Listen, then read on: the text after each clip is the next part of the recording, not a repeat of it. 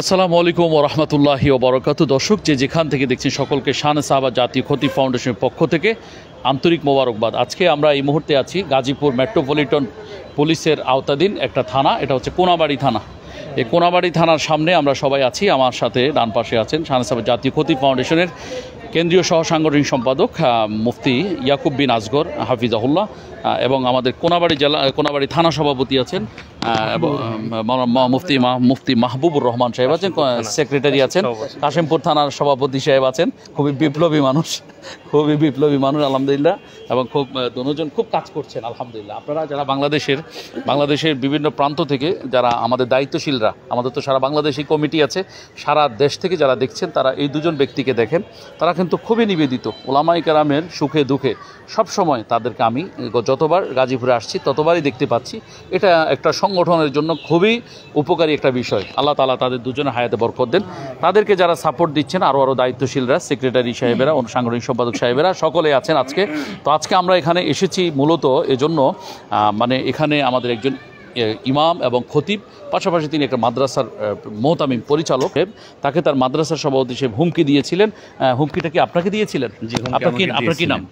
আমি মুফতি আব্দুল মতিন সিরাজি। আচ্ছা, কোন জায়গায় আপনি ইমাম খতিব প্লাস মাদ্রাসা? আমি ইমাম হলাম কোনাবাড়ি থানার অন্তর্গত জরুন উত্তরপাড়া জামে মসজিদের। প্রায় 7 বছর যাবত আমি ইমাম খতিব, এবং পার্শ্ববর্তী মাদ্রাসা, এলাকাবাসীর মাদ্রাসা, সেই মাদ্রাসায় আমি প্রায় 6 বছর যাবত মোহতামিম হিসাবে দায়িত্বে রয়েছি।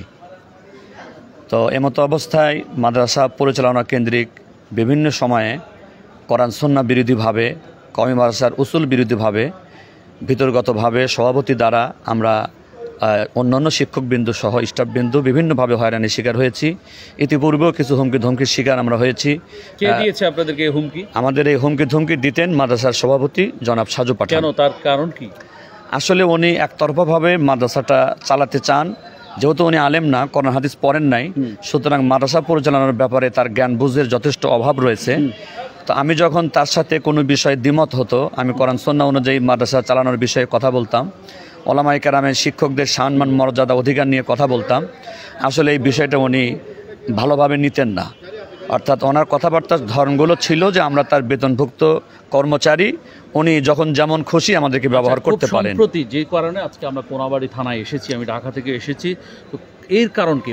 কি জন্য, কি হুমকি দিয়েছে আপনাকে খুব রিসেন্টলি? আসলে কয়েকদিন আগে উনি আমাদের মুয়াজ্জিন সাহেবও মাদ্রাসার বোর্ডিং সুপারের দায়িত্বে ছিলেন, উনি তাকেও হঠাৎ বহিষ্কার করার সিদ্ধান্ত উনি দিয়েছেন। এর পাশাপাশি উনি আমাকেও কিভাবে সরিয়ে দেওয়া যায় এটা তার মনের মধ্যে একটা প্ল্যান হয়তো ছিল। তো সেটি কমিটির সাথে বসে আলাপ আলোচনা না করে উনি ব্যক্তিগত তার নিজস্ব ভুল বুঝ বা ভুল ধারণা রাক্ষোভ থেকে উনি আমাকে বুধবার রাত 9:55 আমাকে ফোন করে উনি কয়েকদিনের ভিতরেই মাদ্রাসার দায়িত্ব ছেড়ে দিয়ে, অনেকটা এলাকা ছেড়ে দিয়ে চলে যাওয়ার মতো কথা বলেন। তা আমি যখন বলছিলাম যে এই বিষয় নিয়ে একটু আলোচনা করা দরকার, যেহেতু কমিটি আছে মাদ্রাসার, আমরা বসে আলোচনা করি, উনি একতরফা বলে দিলেন যে না, কোনো আলোচনা হবে না। শেষ পর্যায়ে উনি আমাকে অকথ্য ভাষায় গালিগালাজ শুরু করলেন, তুই তোকারি সহ, এবং আমাকে হুমকি দিয়ে বসলেন যে অতি দ্রুত কেটে দিবে বলছে। হ্যাঁ, যে হুমকি দিয়ে বসলেন যে আমি যদি খুব দ্রুত এখান থেকে চলে না যাই উনি আমার 2 পা কেটে দিবেন। এ ধরনের হুমকি উনি দিয়েছেন। সেটা আমরা শুনেছি। এই বিষয়ে আমরা আপনাকে পরামর্শ দিয়ে থানায় জিডি করেছেন আপনি? জি জি। তো জিডির বিষয়ে আমরা, জিডিটা ওসি সাহেবের টেবিলে আছে। জি জি। তো দর্শক আপনারা শুনেছেন কিভাবে মাওলানা আব্দুল মতিন সিরাজি সাহেবকে, মুফতি আব্দুল মতিন সিরাজি সাহেবকে কিভাবে হুমকি দেওয়া হয়েছে। তো আজকে আমরা ঢাকা থেকে এসেছি। আমার কেন্দ্রীয় সহসাংগঠনিক সম্পাদক সাহেব মুফতি ইয়াকুব বিন আসগর সাহেব জানালেন যে তিনি আজকে ওসি সাহেব ডেট দিয়েছেন। তবে ওসি সাহেবের আজকে পারিবারিক একটা খুব ইম্পর্টেন্ট কারণে তিনি আজকে আনফর্চুনেটলি থাকতে পারেননি। ইনশাল্লাহ তিনি আমাদেরকে এর আগেও আন্তরিকতা দেখিয়েছেন ওলামায়ে কেরামের জন্য, এবারও আগেও একটা আইন সাপোর্ট তিনি দিয়েছেন আলহামদুলিল্লাহ। বিশেষ করে আমরা গাজীপুরে খুব উৎসাহিত এজন্য, এখানকার ডিসি নর্থ যিনি জনাব রবিউল সাহেব, তিনি খুবই আলেম বান্ধব এবং খুবই ইনসাফ এবং খুবই ন্যায়পরায়ণ একজন মানুষ বলে আমরা জানি ওনাকে। এজন্য এই বিচার, আমরা ন্যায় বিচার পাবো বলে আমরা আশা রাখি।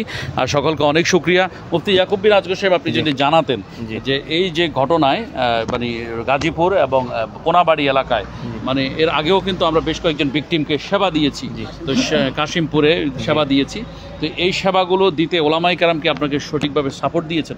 জি আলহামদুলিল্লাহ, ওলামায়ে কেরাম ব্যাপক আকারে সাপোর্ট দিয়েছেন। আচ্ছা, জি। এর আগে কাশিমপুরে একজন ইমাম সাহেবকে আপনারা, আমরা কাশিমপুর থানা থেকে সাপোর্ট পাচ্ছিলাম না, তখন আমরা ওই কাশিমপুর থানার টেবিলকে ক্রস করে উপরের টেবিলে চলে যাই, ডিসি টেবিলে।